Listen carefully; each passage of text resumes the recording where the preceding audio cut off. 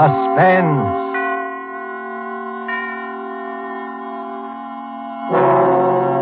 Presented by Roma Wines, made in California for enjoyment throughout the world.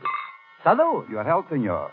Roma toast the world. The wine for your table is Roma, made in California for enjoyment throughout the world. This is the Man in Black, here for the Roma Wine Company of Fresno, California, to introduce this weekly half hour of suspense. Tonight in Hollywood, Roma brings you the MGM star, Mr. Charles Lawton. The suspense play which stars Charles Lawton and which is produced and directed by William Spear is called Wet Saturday. This remarkable and sardonic story is rather difficult to describe. It most certainly isn't a whodunit. Is it, Mr. Lawton? No, it definitely isn't. The question involved is not at all a matter of who done it. It's a matter of whether or not the who done it is going to get it in the neck. And if not, then who is, regardless of who actually done it. It's very complicated. Very well put, sir. And before the curtain rises on suspense, will you eavesdrop with me a moment? Dinner is over. A delightful dinner in one of the great homes of a land far to the south. And one of the guests is complimenting his host. Raoul, your reputation as a host grows with each of your magnificent dinners. That superb wine tonight, where did you find such perfection? I will tell you a great secret. When I visited our good neighbor Nelai, the United States, I tasted the wines of their California and knew instantly it was a great wine country. And I learned that some of their very choicest vineyards produced the wine we enjoyed tonight. Roma wine. Our good neighbor to the south is right. Our own sunny California provides perfect conditions of climate and soil to produce some of the world's finest wines. And note this.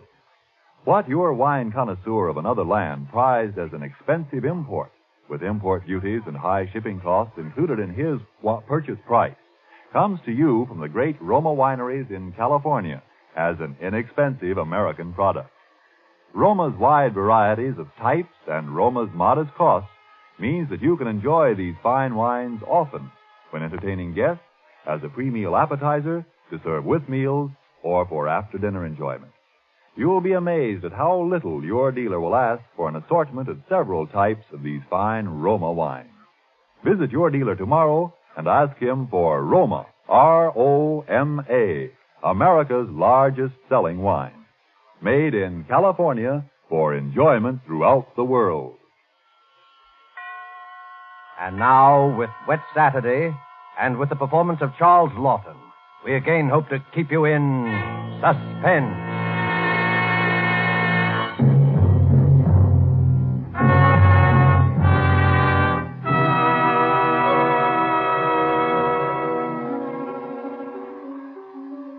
On this rainy afternoon, we should like you to meet the Princey family and their visitor. They are, of course, at home. Mrs. Princey, daughter Millicent, George, the son and heir, sprawled on a couch, and finally, Mr. Princey, biting on a dry pipe. Their living room is dull and overstuffed. Rain beats at the windows. They are any middle-class family at home on a wet day, except for one small item.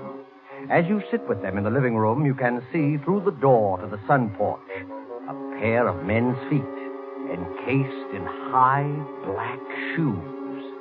They look like the feet of a curate. There is a tenseness in the room. The air is charged with excitement. But the feet are very still.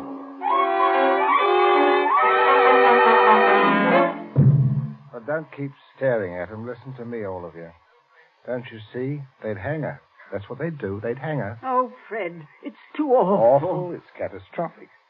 A supposedly sweet, gentle, intelligent girl, respected and loved by the whole village, doing a thing like this. Think of the publicity and the disgrace. Do you think I'm going to resign from the bench, the vestry, and sell out and live in some foggy hotel abroad? Oh, no. No. No. I'll kill myself. I will. Don't be a fool. Any more than you have been, the governor may. Will you be quiet? Wouldn't be so bad if it were you, George. Everybody in the village knows you're not responsible. Get off that couch and sit up in your spine. You might be of a little use here if you could think. What did I say, Governor? This This isn't my funeral. Shut up. As long as I can remember, George, you've been a trial and tribulation to me. Oh, I can't stand it. I can't stand it. You've got to stand it, my dear, and keep that hysterical note out of your voice. Do you hear? Yes. Yes. We're talking about the weather. Now, George. Yeah? George, if he fell down the old well, say, striking his head several times, what about that? I really don't know, Governor. What about it? Don't be an ass, George. I'm asking you to think. He'd have had to hit the side several times in 30 or 40 feet with all the correct angles. No, I'm afraid not. I'm afraid that won't do it. Oh, we'll have to go over it all again, Millicent. Oh, no, Father. No, I couldn't. Millicent, we must go over it all again. Fred, you're torturing her. Oh, face facts, mater. With him lying there, no use pretending it's a picnic. They might hang you, Millicent. Oh, do stop that shaking. Stop it, Millicent. Stop it. You must stop it. You must keep your voice quiet, Millicent. We are talking about the weather. Now we will proceed. I can't, not with those feet there. You should have thought of that, Millie. I'm not moving her. Shut up, George. And stop shuffling your feet. Now, Millicent, look at me. And answer me truthfully. Do you hear? Answer me. You were in the croquet court? Yes. Who knew you were in love with this wretched curate? The whole village knows. They've been sniggering about it in the pub for the 3 years past. Shut up, George. Millicent, we continue. You were on the croquet court? Yes. You were putting the croquet set into its box? Yes, it was starting to rain. I was carrying the balls and mallets into the sun porch. The box was there. You heard someone enter the garden gate and come across the yard? Yes. Could you see who it was? Not at first. I was going into the sun porch. I threw down all the mallets but the red one and turned round. And it was Withers? Yes. So you called him? Yes. Loudly? Oh. Did you call him loudly? Could anyone have heard? No, Father, I'm sure not. I didn't really call him. I just spoke his name. He saw me as I went to the door, and he just waved his hand and came over. Now, can I find out from you whether there was anyone about, whether he could have been seen? I'm sure not, Father. I'm quite sure. So you both went into the sun porch? Yes, it was raining hard then. What did he say? He said, "Hello, Millie," and excuse his coming in the back way, but he set out to walk over to Liston. Yes. And he said, passing the park, he'd seen the house and suddenly thought of me. And he thought he'd just look in for a minute. He had something to tell me. Yes, go on. He said he was so happy he wanted me to share it. He'd heard from the bishop he was to have vicarage. And it wasn't only that. It meant he could marry. And he began to stutter and get all confused, and because I thought it meant me. Don't tell me what you thought. Tell me exactly what he said, nothing else. Yes, answer, Governor. Well, oh, dear. Stop crying. It's a luxury you can no longer afford. Tell me what happened. He said, no. He said it wasn't me. It's Ella Bragdon Davis. Oh. And he was sorry and all that. Then he went to go. And then? I got mad. He turned his back. I had the red mallet of the croquet set in my hand. I'd forgot to drop it in the box when I came, and I was just... Did you shout or scream? I mean, as you hit him. No, I'm sure I didn't. Did he? Come on, speak up. You've got a tongue in your head. No, Father. And then? I threw it down. I came straight in here. I went to look for Mother. That's all. My poor Billy. And you're sure no one else was about? No one. Leave the child alone, Fred. You're not such a child, mate. Oh, Millie, I had no idea. George, will you keep quiet? I'm thinking. You see, George, he probably told people he was going to Liston. Certainly no one knows he came here, for he didn't decide until he crossed the park. He might have been attacked in the woods. We must consider every detail. A curate with his head battered in. Oh, don't, Father, don't. Oh, shut up. A curate with his head battered in. A curate with his head battered in. Well, who would want to kill Withers? Who'd want to kill Withers? Well, I would with pleasure. How do you do, Mrs. Princey? Captain Smollett. Well. Sit down. Pray, you mustn't get up for me, Mrs. Princey. You are the Millicent, my word. I'm just being neighborly on a bad day. I wanted to ask you about those dahlia bulbs, Princey. I took a short cut on account of the rain and walked right in. I knew you wouldn't mind. He heard you, Father. Oh, dear. We can all have our little jokes, can't we? Don't you pretend to be shocked. This way, Smollett. This chair facing the fireplace, old man. Sit down, Mother. Just straightening the curtains of the sun porch, dear. It looks so gloomy out there. Might as well shut the rain out. Well, we were just talking about a little theoretical curate killing, Smollett. Young people these days like thrillers. Parsonicide? Justifiable parsonicide. You heard about Ella Bragdon Davis? I should be a proper laughingstock. Why should you be a proper laughingstock, Smollett? I had a shot in that direction myself. Did you? She half said yes, too. Hadn't you heard? She told most people. Now I'll look as if I were jilted. Too bad. Oh, the fortune of war. Yes, fortune of war. Yes, odd how that happens, isn't it? Yeah. Sit down, Smollett, old man. Mother, Millicent, would you console Captain Smollett with your best light conversation? George and I have something to look at outside. The rain, you know. Very bad, very bad. Come along, George. Right, Governor. Perhaps we'll need raincoats, huh? Oh, I don't think so, George. Just make yourself at home, Smollett. Make Yes. yourself at home, old boy. A cigarette, Captain Smollett. Thank you. Nasty day to be going out. Oh, it's something about the old well just off the sun porch door, you know. This terrible sudden weather seems to have loosened some of the stones. Too bad. Too dash bad. Spoils the tennis and the croquet. I mean, a day like this, doesn't it, Millie? Yes, it does. She was practicing out on the croquet court earlier. But do pull your chair nearer the fire, Captain. It was so damp we thought it would be cozy to light it. Thank you. I'm quite comfortable. I hope you don't feel too bad about Ella Bragdon Davis. Oh, you can't always win, you know. Can't understand, though, what you women see in these bloodless clerics. Oh, I always thought Mr. Withers was is a very charming man. I quite agree, but why should anyone want to marry him? You wouldn't want to marry him, would you, Millie? Not now. Huh? That is, I used to... Oh, no, of course not. Smollett? Well, yes, Princess. Good Lord, man, you come on a fellow suddenly. I suppose I did. You don't mind this old double-barrel shotgun, do you, Smollett? I've been working on it. Might I have your attention for a minute? There's something on the sun porch I'd like to show you. Yes, of course. Smollett, George and I went out to see if we could shoot some rats which had been driven out of the old well by the high water. We were afraid they might get into the house. But you must listen to me very carefully, or you'll be shot. By accident. Princey, what's the matter with you? You heard me ask as you came in who would kill Withers. You also heard Millicent make a comment. An unguarded comment. Well, what of it?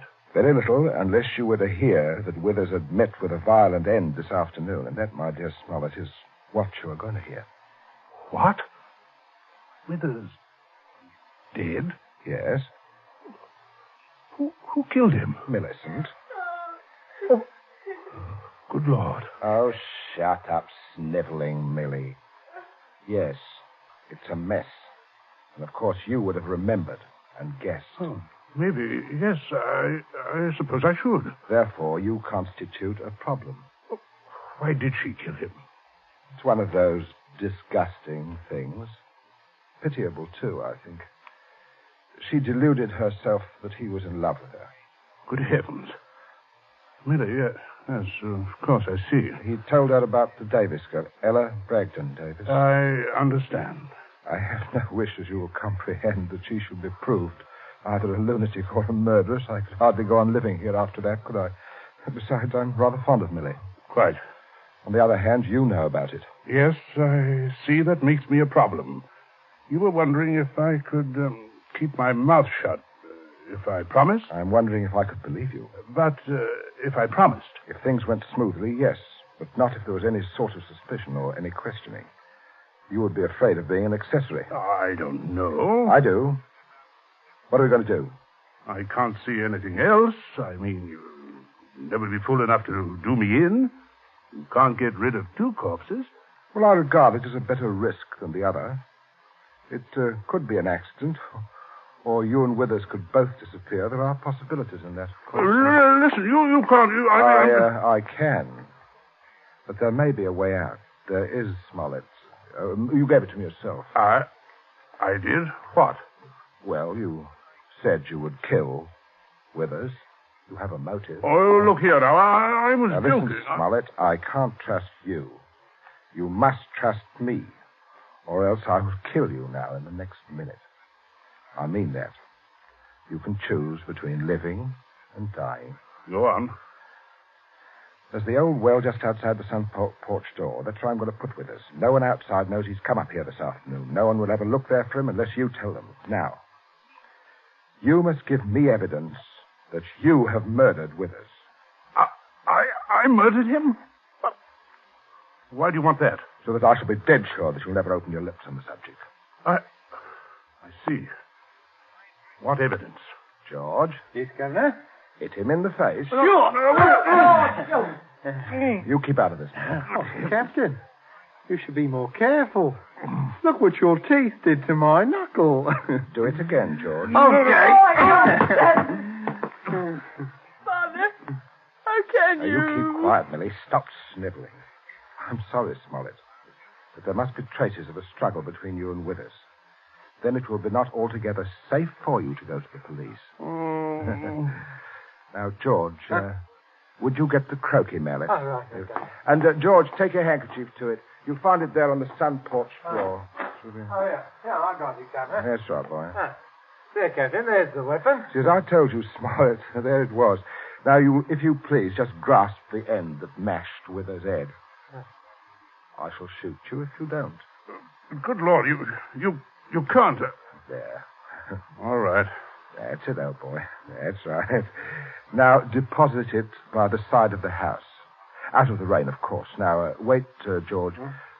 First, you'd better pull a few hairs out of his head and put them under the nail of Withers' right hand. Wait. I'm sorry to muff your hair up, Captain.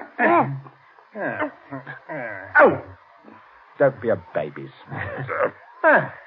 That's all we need. Enough of Withers, and we'll fix it right up. I'll be right with you, Governor. Smollett, you may turn round now.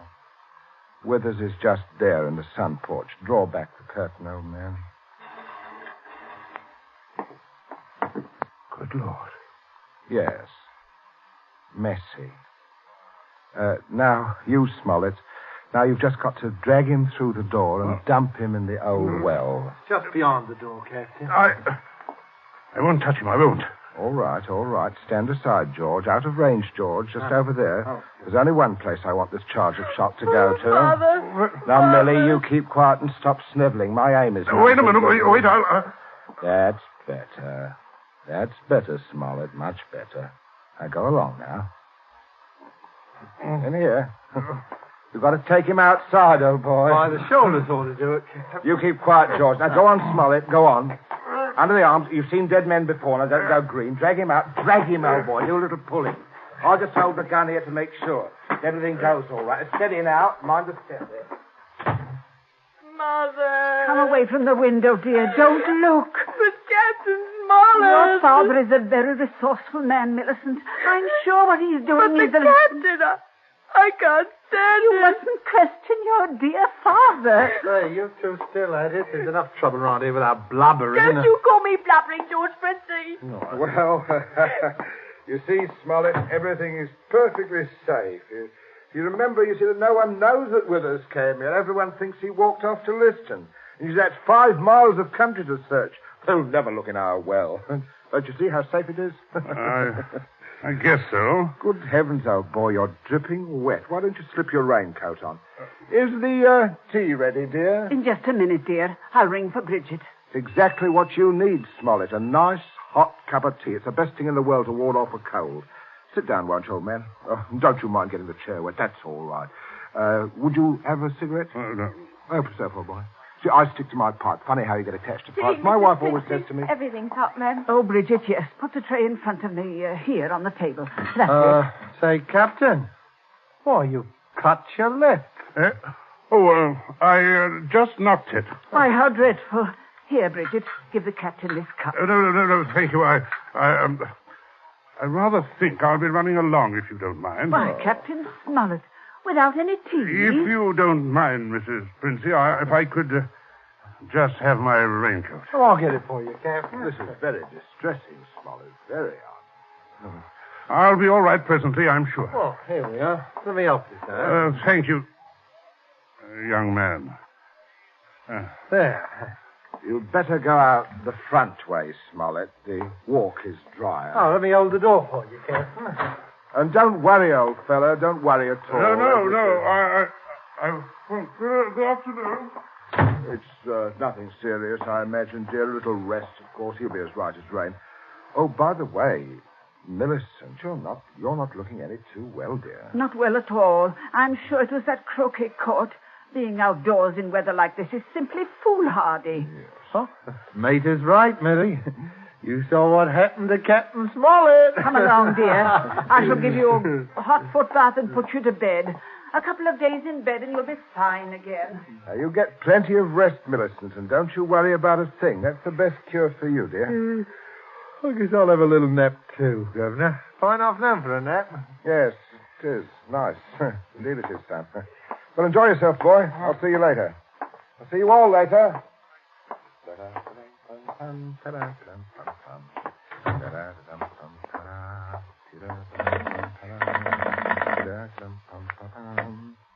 number, please. Oh, would you get me to the police station? Police station? Right away, sir.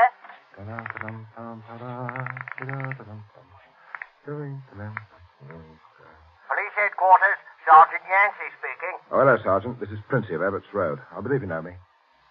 Oh, indeed I do, Mr. Princey. Sergeant, a rather horrible thing has just occurred. Quite extraordinary. It's murder, in fact. Murder? I'm afraid it looks rather bad. Well, for a close friend of ours, unfortunately. We saw him do it. I think you'd better send someone over right away. Well, a man should be there right about now, Mr. Princey. I beg your pardon? I say our man should be there now. Constable Martin has his post right below your house there, just rang in. Seems Captain Smollett was with him. Captain Smollett? He reported some rather queer goings-on at your place, but I certainly didn't understand it was murder.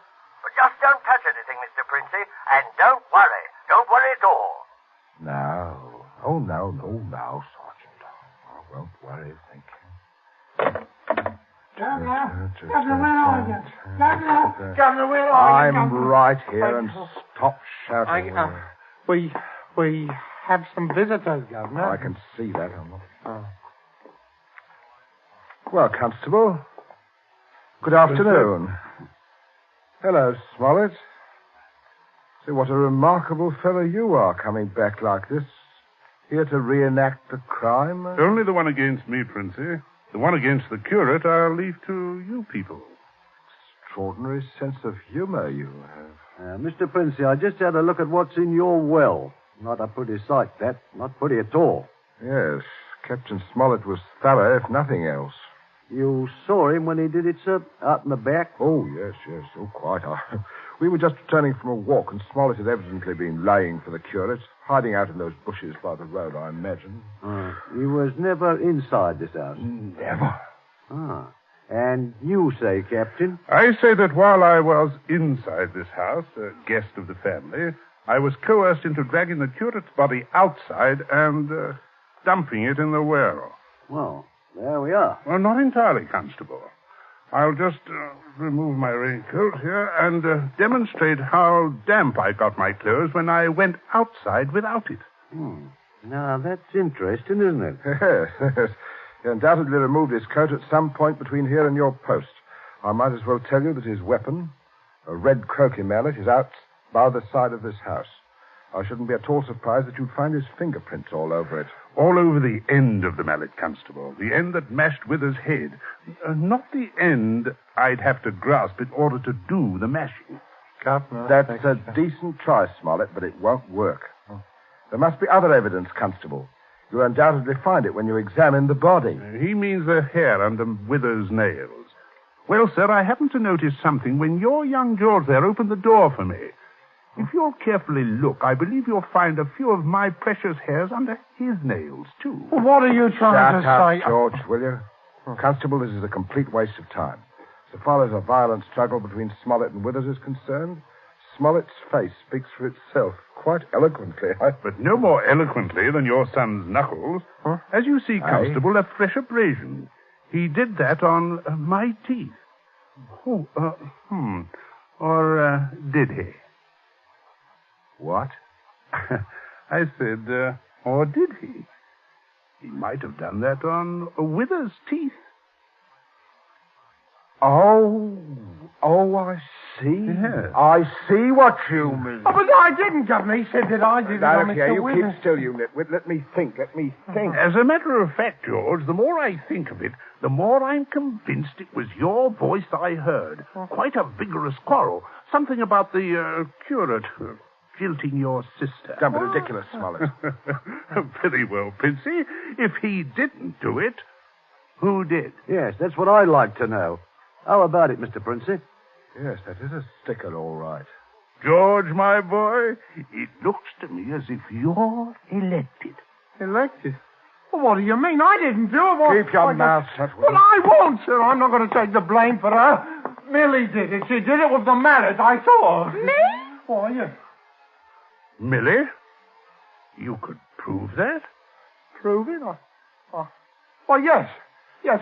Her fingerprints on the mallet. The Why, handle. George, don't you remember when you made me touch the mallet when you picked it up with your handkerchief? George, I'm sure you wiped that handle clean. Oh, well, I can hardly expect you to remember that if you can't even remember killing the curate. I told you to keep still, George. I am thinking. Well, Governor, you're not going to let him say that. As long as I can remember, George, you have been a trial and tribulation to me. What? You shouldn't have done it, George. Oh. You shouldn't have done it. Now let's all have a nice hot cup of tea. Warms the cockles the arm. Very good for you. Mother, where's the sugar?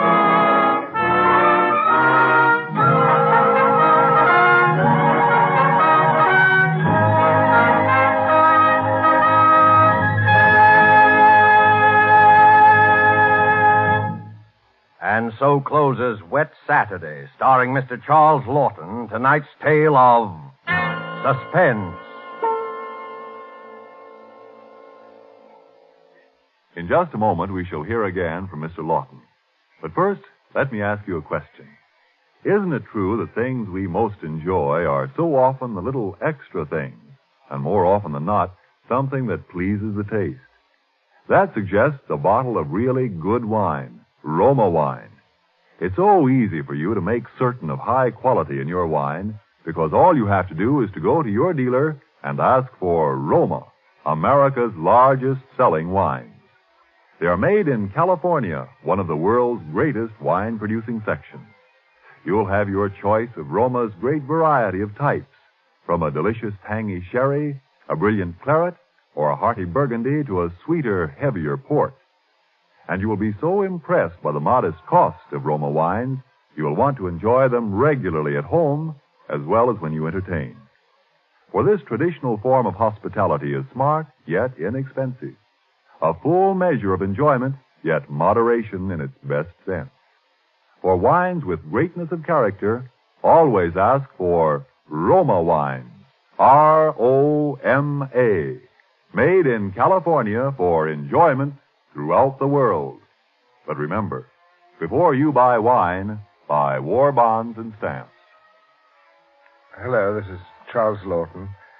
I hope you enjoyed our play this evening. Next week, I'm told that Suspense will bring you another of John Collier's stories. It's one of my very particular favorites. It's called Back for Christmas, and your star will be Peter Lorre. Charles Lawton appeared by courtesy of Metro-Goldwyn-Mayer, producers of the Technicolor musical Thousands Cheer. Don't forget, then, next Thursday, same time, for Peter Lorre in Suspense. Presented by Roma Wine. ROMA. Made in California for enjoyment throughout the world.